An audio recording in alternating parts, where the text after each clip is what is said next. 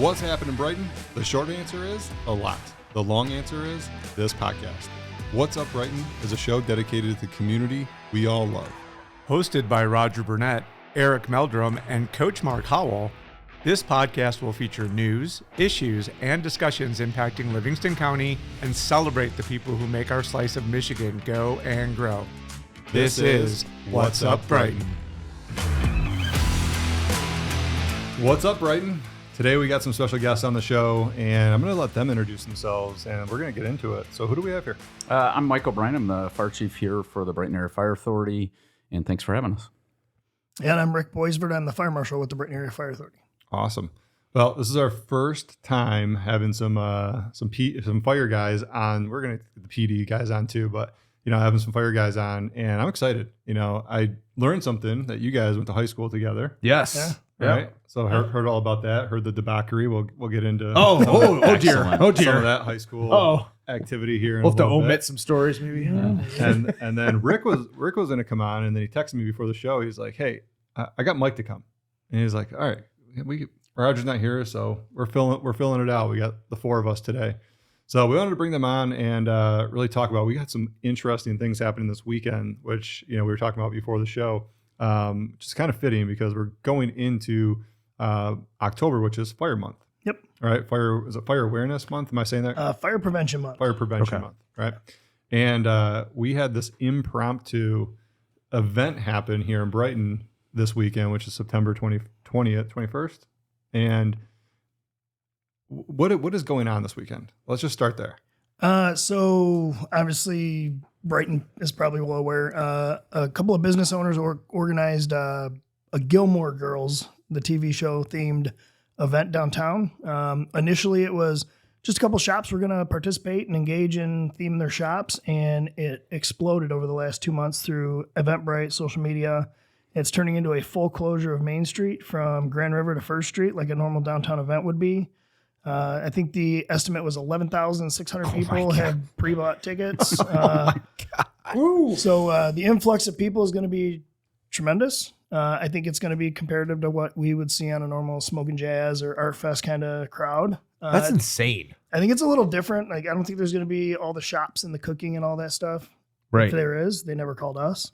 But we're more worried about, the event. Anytime you have that kind of group of people together, that large of a group of people, one thing can turn into something bigger really quick. And so we're trying to stay on top of it and coordinate with the local police and city. And we also found out yesterday we have another event just as big happening out at the General Motors Proving Grounds at the same time. Oh, great. So there's going to be an influx of around 25,000 people expected within the city of Brighton Township communities. Holy crap. Between General Motors and downtown. So We're a big deal here. Yeah, That's what it are. is. Well, big deal. I will say Brighton is on the map. I mean, this is bringing a lot of awareness, and it was kind of funny because this thing just popped up out of nowhere.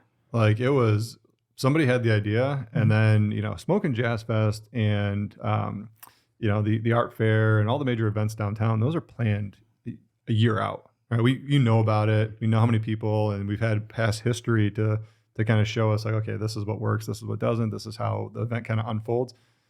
You guys have no idea. Like, nobody has any idea, like, what's going on. There's just a bunch of people basically coming to town because downtown Brighton is turning into the main street from the show, Gilmore Girls. correct. And that's the whole premise of the event. And I've talked to a lot of merchants down there and restaurant owners like, yeah, we're decorating the store and we have this, and there's like an opening ceremony. And this all came together within a couple months? Yeah, so the application was submitted to the city sometime in June. It was, hey, we're thinking of doing this. So they turned in their application, so they were on time. And then in the last probably 30 days, it's kind of escalated. And then about 2-3 weeks ago, the city reached out and was like, hey, this is gaining bigger traction than anybody anticipated. We need to have a sit down. I unfortunately wasn't on the meeting, but one of my inspectors sat in and he called me. He's like, this is crazy. This is but if you really think about it, it's everything coming together that Brighton's been working on for a long time. So, for us, we can adapt. Our crews are going to do phenomenal things in supporting, but to have downtown blocked off that people can shop and go eat, maybe grab a beverage, and walk in that downtown. That's what Brighton's been working on. That's the for intention, years, right? Yeah. Yeah. I mean, that downtown's going to be gorgeous. I mean, we don't get to experience it much anymore without cars on it or without it filled with tents. And really, you're going to have one or two vendors, and it's truly just going to be Brighton. That's and cool. I think it's going to be neat. I mean, how many people go to other communities and they're like, hey, were you in downtown Traverse City on Friday night? What a great place to just be social. And so with or without Gilmore Girls, I think that's going to be a great view of what our town is. Yeah, that'll be cool. That's wild that many people are coming here. I had no idea Gilmore Girls was even like a thing still. I remember hearing about the show and I was like, I just heard about this event like 2 days ago. Yeah, I was like, wait, I remember, what? What's I remember happening? the show, like, wasn't it on when, like, early 2000s? I legit have no idea. I think it was early 2000s. Like, are we going to do a Dawson's Creek event now? I'm Is sure- that coming I'm next? sure I there's mean, my some wife fans out she'll cheer that event. Yeah. She was all about Dawson's Creek. James Vanderbeek, Heartthrob. Oh, man. Oh man, well that's wild. That's gonna be cool. I agree with you. That's gonna be nice to kind of showcase the city. There's gonna be so many people here though. Like, where are they gonna park? Where are they? Like, what is going on? That's gonna be nuts. We're going to have to listen to all those people complain again. Everybody will be complaining. Parking, walk. It's not going to kill you. All right, the end. I'm curious. Sorry. I'm curious to see how many posts we get in the group of like, hey, what's going on downtown? What's going on? Like when the dozens. event starts, people are gonna be like, what the heck's happening? Because I don't think a lot of people besides the folks that are coming to the event really know about it.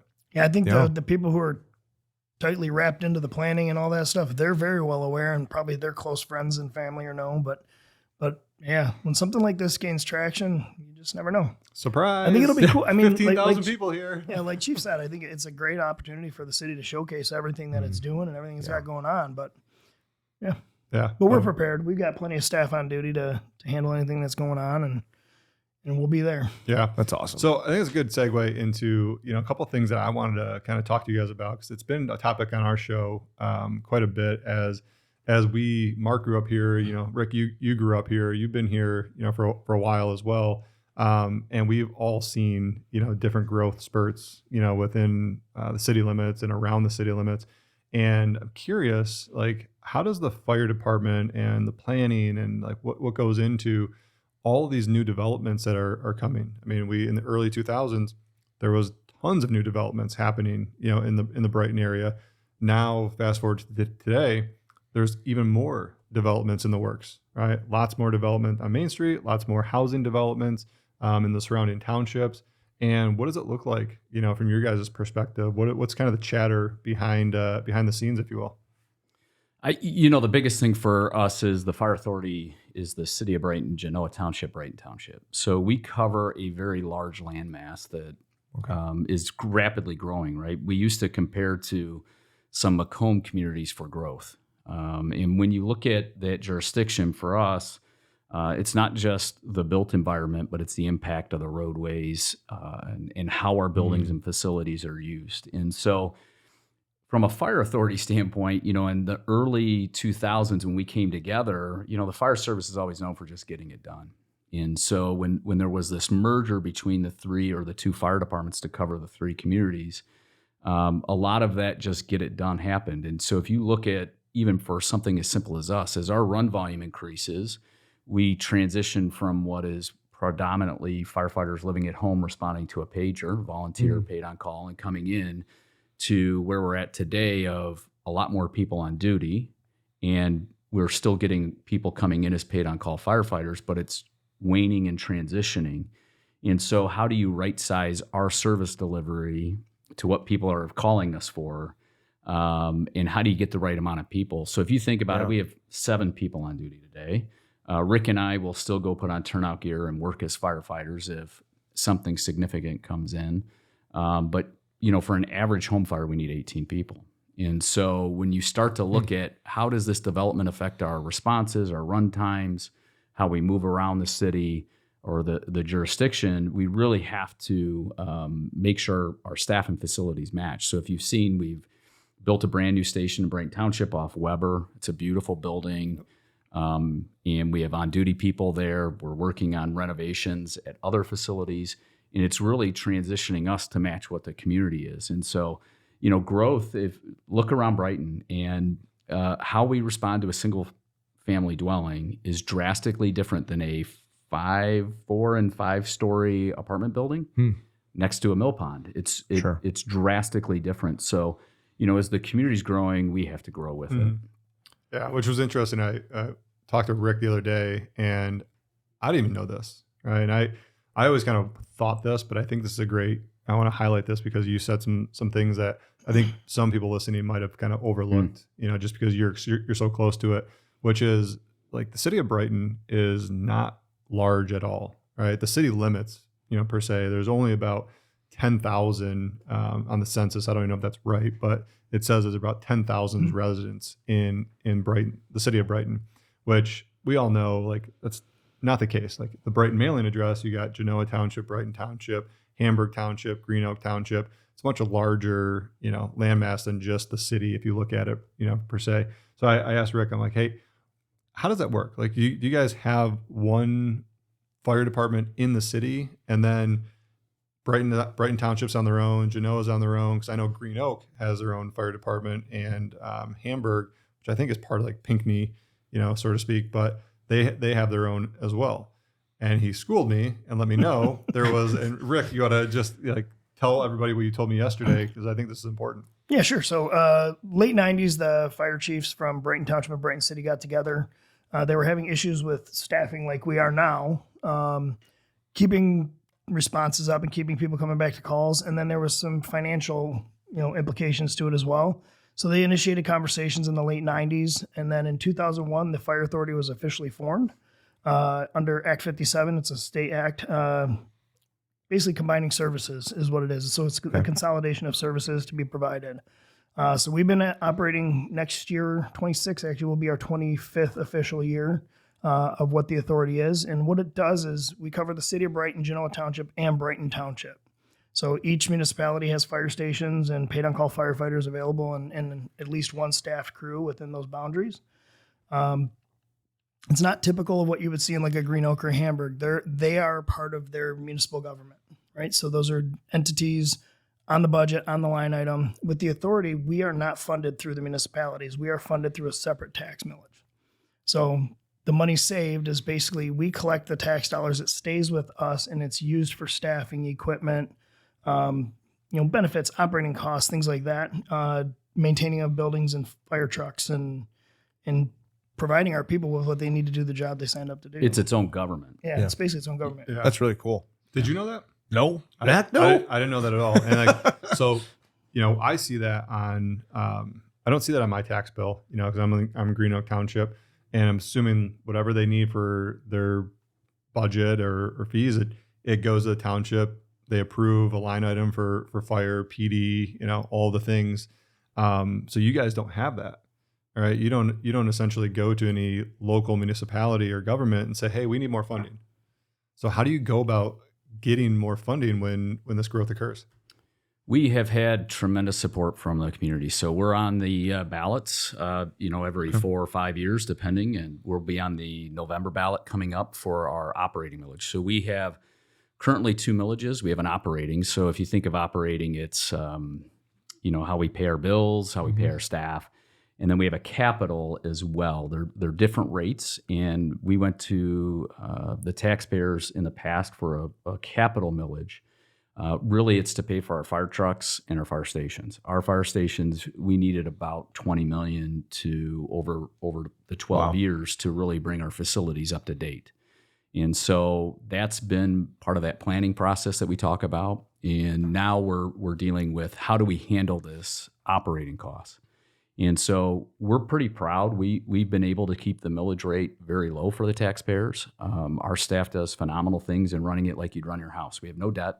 We've paid cash essentially for everything. And to have a rolling stock, our rolling stock is probably $20 million worth of apparatus. Yeah. And it's all paid for. There's no debt. And so our staff does really good things in making sure we hit those. And so we'll be on the ballot in November. And the important part is this is us forecasting out. This isn't for tomorrow. This is for us looking 2 years out. That millage starts basically in 2026.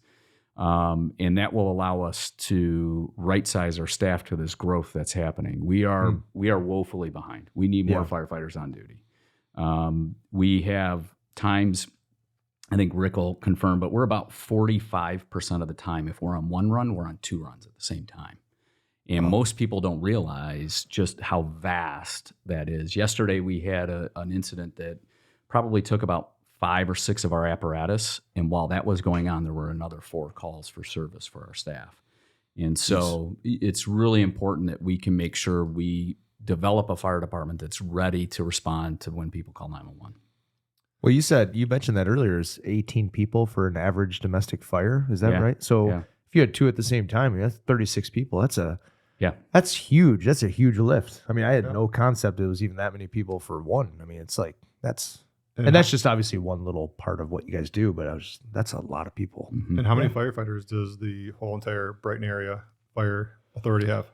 So we have a mix of on-call. So we're considered what's called a combination. And we just had probably our best hiring class we've seen with paid on-call.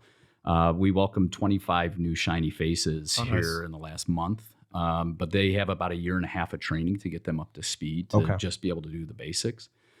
So we're just under 100 total between our on-call and then our full-time staff. And so we are probably, I'm proud of our organization. We are probably the most progressive, the most advanced authority you'll see in the state of Michigan. We would stack up against most people from budget all the way down to our response profile and what our staff can do. They're incredible. That's awesome. And so, really it's about, we're going to see this shift. I mean, look at how much our lives have changed. We're getting a lot of people who are kind of pulling back from wanting to work more. We've seen over the years how hard it is to find like civic-minded people to join community groups. And so when you think about that, if I said, hey, look, I want you to work your regular 50 hours of employment. And then, hey, come join us. I need about another 10 to 15 hours a week out of you, but I'm not going to tell you when you come in. Right. That's a hard thing in today's society. Get it. And we have some incredible people. We have an employee that's over 30 years doing this and coming back. That's awesome. And we have some great people, and we're still finding more. And we're going to continue to use a combination model for some time, but it's really about how do we get the right amount of people on duty? Yeah, well, that's important. Yeah, that was like, I was shocked when I heard that. I'm like, most of these people are paid on call, which is like, hey, an event happens, you're sending out notifications or however you alert them. Hey, we have something going on. We need you to come in. And then they got to drop everything. And, if they can't, right, that's like, then you guys are short. Yeah. So it's a, and I think I mentioned it to you yesterday when we were talking. We did a lot of data analytics before we ever even got to the point of what we need to do. And so what we've come up to find, like the chief said, back in March, we were about 45% more than one run going on at the same time. We're up around 67% now. Jeez. A typical incident, most of the runs that we go on are what we consider a high acuity call. Cardiac arrest, a stroke, a long fall, trauma, car accident, house fire, car fire. They're pretty high acuity. And that's majority of what we do in a day is we have our medical emergencies sprinkled in, somebody not feeling well, things like that. But we're going on incidents that require 1 to 2, sometimes 3 apparatus with, 2 people on each truck. So all the 6 on duty folks are now tied up, and then we have to get those callbacks to come back. And like the chief was saying, it's not what it was 20 years ago when I joined. I mean, I was a 23-year-old kid, and I was like, let's go. I didn't care if I was working 100 hours a week back then, but there is a generational shift, but there's tons of great people. Everybody offers something different. And so we've got a very diverse group of people of all different backgrounds that come back and work for us. But it's right sizing the staffing to match what the community changes are that we're seeing. I think I mentioned road closures and construction projects and how they basically have cut us in half. Is there some road construction going on? Yeah. not in Brighton. Yeah, everywhere but Brighton. Everywhere but Brighton. Are you or a loved one struggling with the effects of stroke? The Oxford Center in Brighton, Michigan offers a cutting-edge alternative stroke treatment that can help stroke victims even years after having a stroke. Our approach combines traditional medicine with evidence-based alternative therapies, including hyperbaric oxygen therapy. This advanced treatment involves breathing pure oxygen in a specialized environment that can stimulate the growth of new blood vessels and promote healing in the brain. We also offer physical therapy, speech therapy, and occupational therapy programs to help patients regain their strength, coordination, and ability to communicate. Time is of the essence when it comes to stroke recovery. Contact the Oxford Center today at 248-486-3636 or visit our website at theoxfordcenter.com to learn more about our alternative stroke treatment options, including hyperbaric oxygen therapy. That's 248-486-3636 or visit theoxfordcenter.com. So, I mean, we've had to adjust our response model of what we currently have to match. And then we just found out about some other work that's going to basically force our hand to put additional people on duty, because we have 2 very large construction projects coming up early next year that one of them we just found out about 3 days ago. And so we've been bouncing around the idea of how do we make this work, because the 96 closure. Yeah. So it's hard, right? Because our stations are pretty strategically located, but we rely on these main arteries, and when we lose these main arteries, That makes sense. So you go from, we had a house fire 3 days ago, car fire spreading into a mobile home. The station closest to it would have been a 2-minute response time to be on scene. The first engine that got there was 6.5 minutes, but they came all the way from downtown. And the second engine, which should have been the first engine, was over 10 minutes to get there because they had to detour around. So when minutes are lives, time is life. Luckily the gentleman was able to evacuate himself. But still, when you need that time, it is truly critical the way fire grows nowadays. Wow. Well, that's a tough model. I mean, when you think about it, I thought about this after our conversation. Like when you have people that are on call, it's not necessarily a full-time commitment to a fire department like you would assume, right? I think a lot of folks that look at firefighters, just assume like, oh, that's your career, and not knowing a lot of the folks that may be serving us in our community have another full-time job, where they're doing this, kind of on the side because they love it. It's a passion, or maybe they want to make a full-time career out of it, but this is where they're at right now, right? They need the experience. So I'm just assuming, because I in the industry of hiring people, then they don't work out and then they go somewhere else. So you guys have to have a tremendous amount of turnover of people who come in, get trained, and they're like, well, I'm going to go to another fire department that's going to give me full-time work. Happens. Yeah. We're, our average lifespan's under about 4 years. Okay. It's increasing because our on-call, our numbers are increasing. So we hired 7 full-time in 2024, early 24. And so those opportunities exist, but really the entire Michigan Fire Service is trying to find full-time firefighters. There is a national shortage, and Michigan is even higher. And so we, like anybody else, we don't want to, we're going to always train people in a lot of our peers love how well we train people. And sure they do. Like, thanks, you Mike. train them up. Ray. Yeah, we'll take them. Yeah. That's exactly what it is. I get calls all the time like, hey, you got any more people I can take? And, usually it's our part-time people. Yeah. No.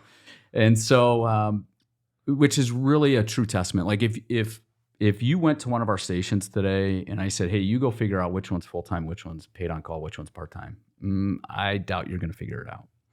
And that just shows how high quality people we bring in. That's awesome. And it's this time of year is always fun for us when we bring 25 people in to see that little spark of fire under somebody that's starting this career. That's like really neat to see, and it's neat to see them morph into when we can get them up to high caliber, right? I mean, if you think about our staff on a fire truck, like, just pause and think about, they have no clue what you're going to call them for on 911. And in some cases, they may have no time.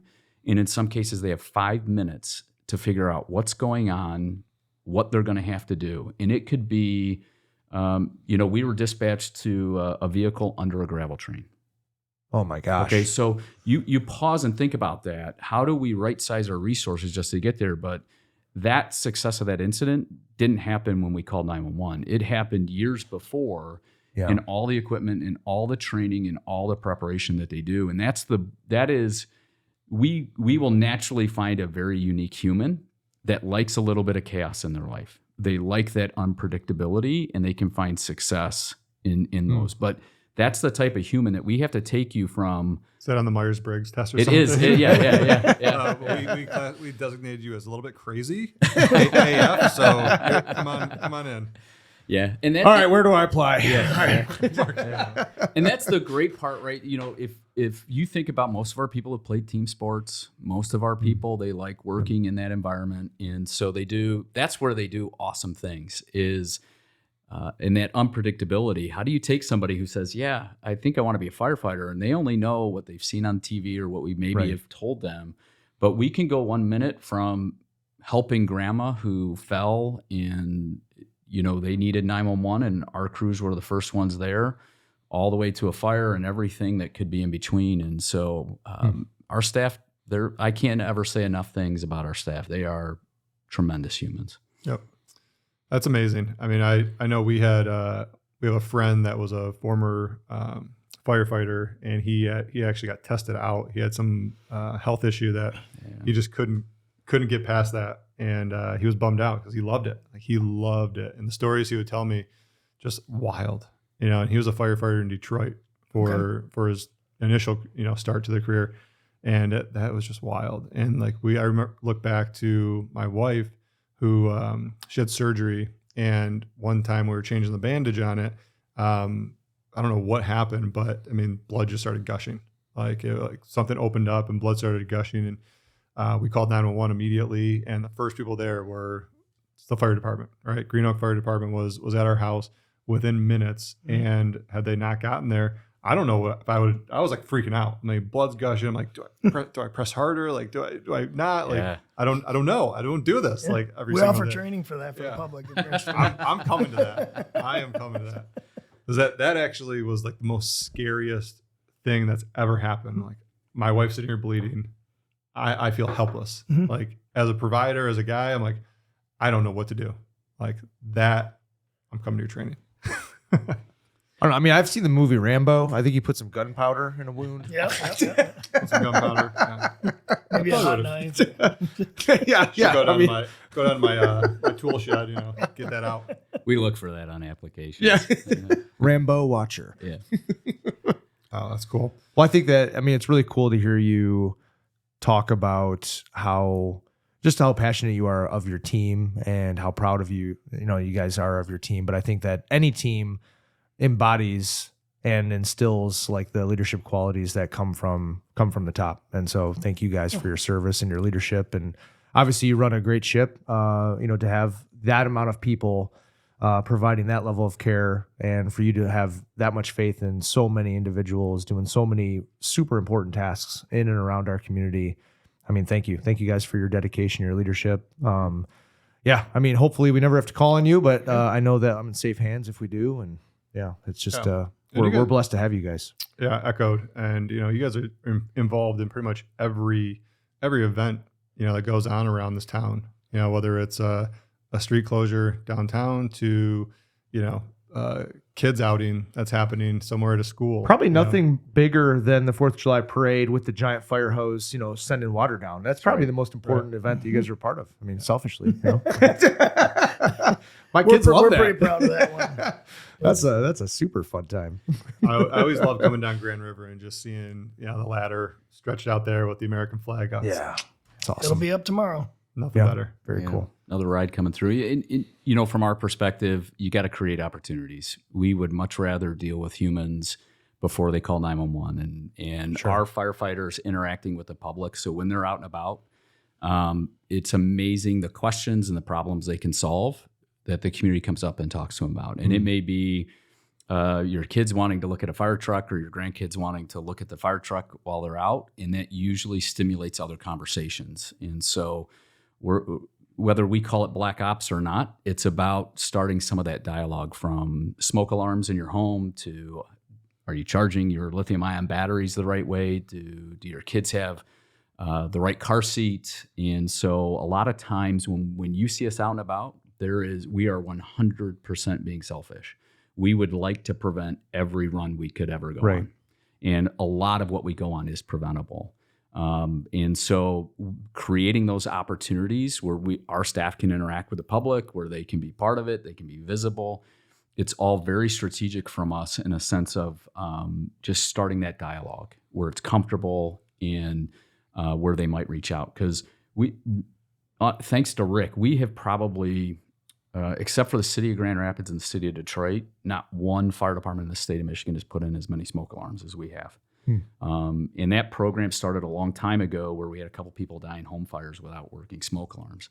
And up to that point, we would hand out smoke alarms. If you came to the fire station, we'd give you everything you needed.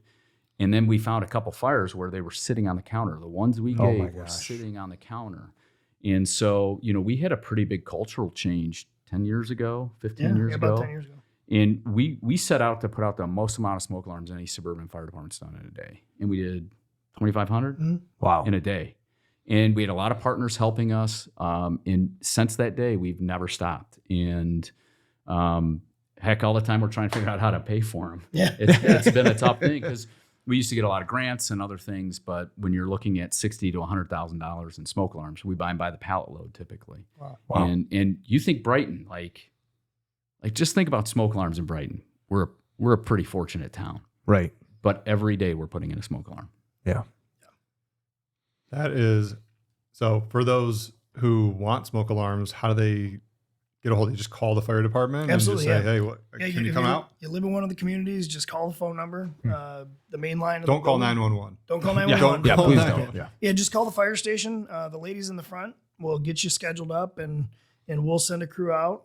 It'll either be one of the on-duty crews or one of the inspectors, depending on what's going on that day. And they'll come out. They'll put them in the right places, make sure they're working properly before they leave.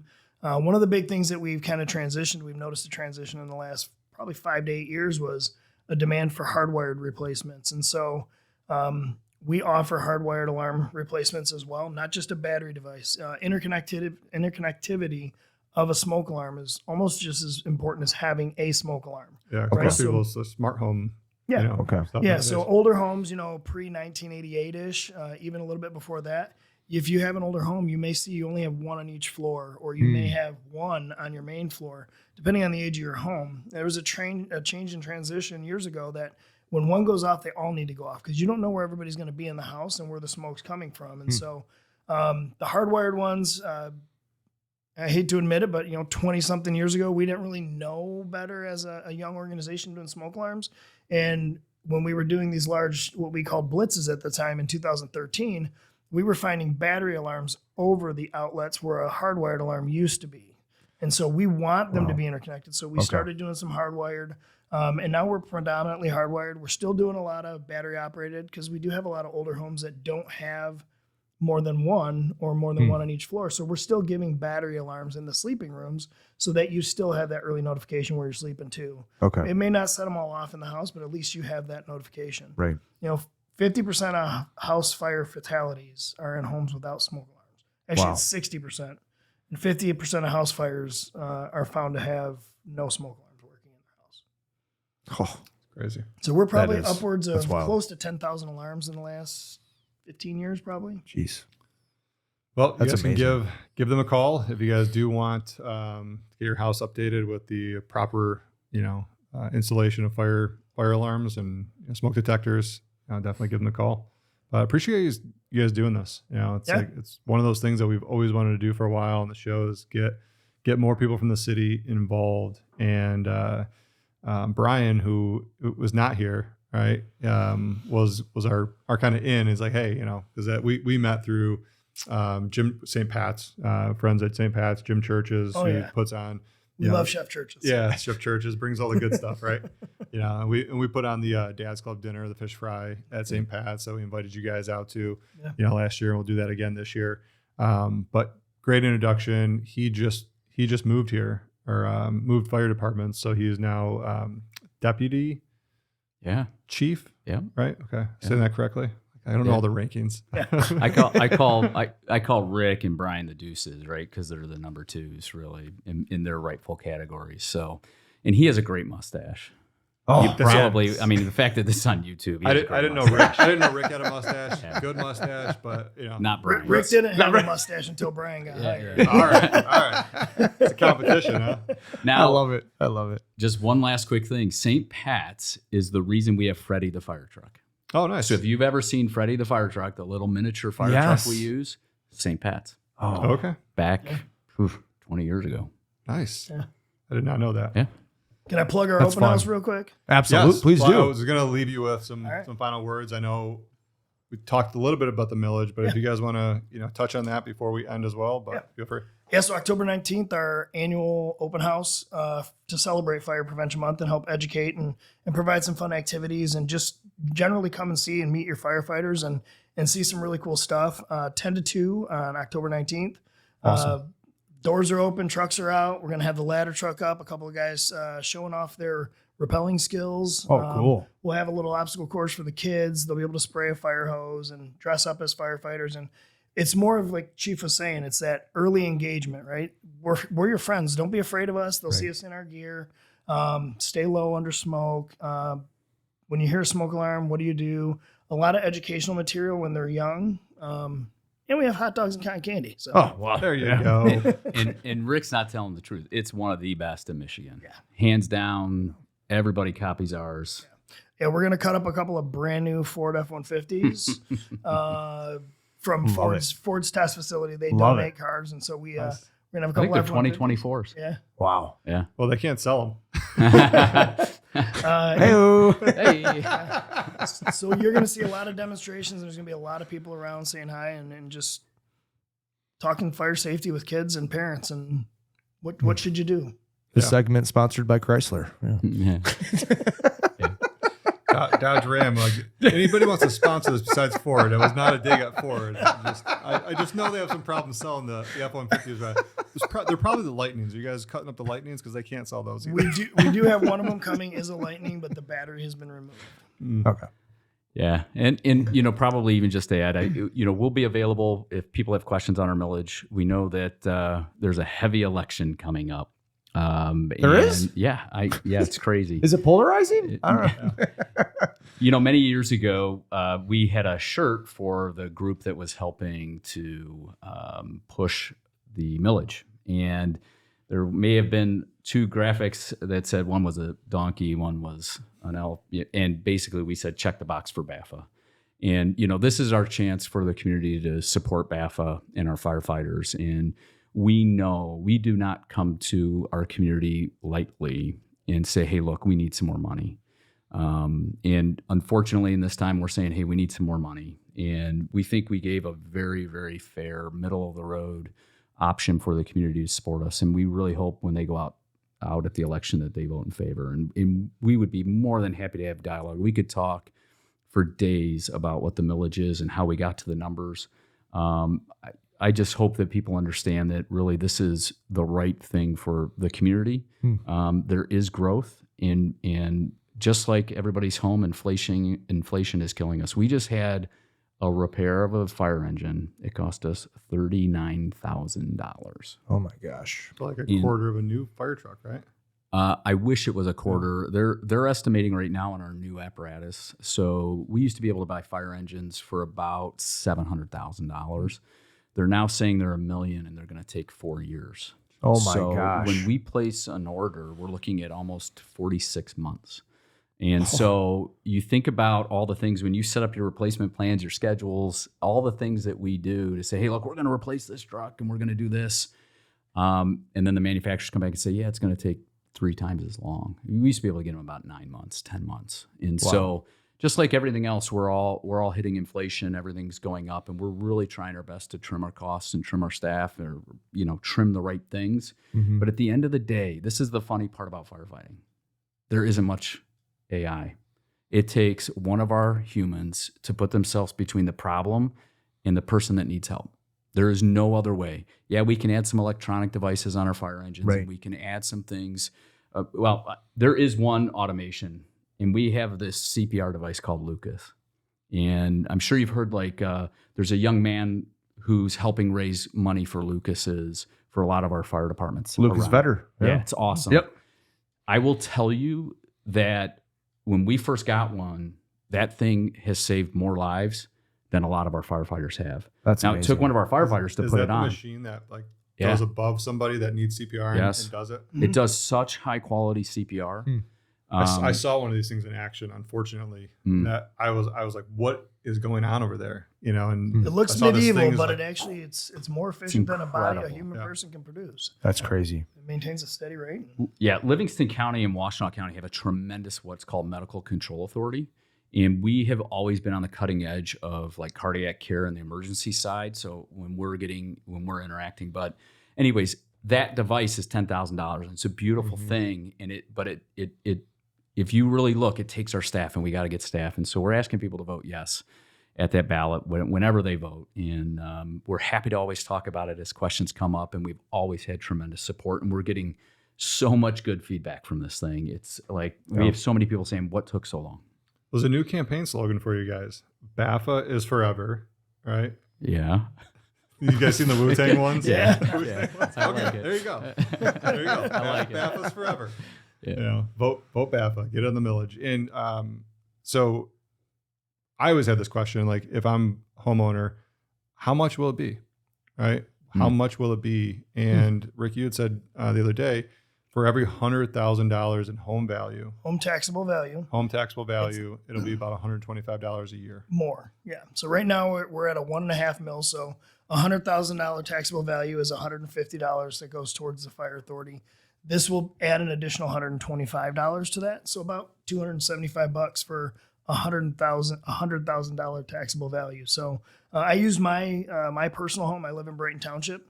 I'm going to go from about $289 to the authority for operating to about $429 towards the operating. So the way I project it is I pay more than that once a month for my cell phone. And if I don't get 2 Tim Hortons coffees every week, I've paid my increase. Yeah. You know what I mean? So it's a big ask. We know it's a big ask, but it's definitely needed to keep providing the service that's essential to this community. Yeah. Well, I hope everyone votes for it. And it sounds like I'm close to a lot of this, in real estate. I see the development going on. I see the growth. I mean, the population, the traffic, the parking, like you name it. I mean, it's a ton of stuff that people always complain about, in the community, but it's happening, and it's happening for the reason that people want to live here. Right. It's a great place to live. And trust me, there's a little bit more room to expand at some point.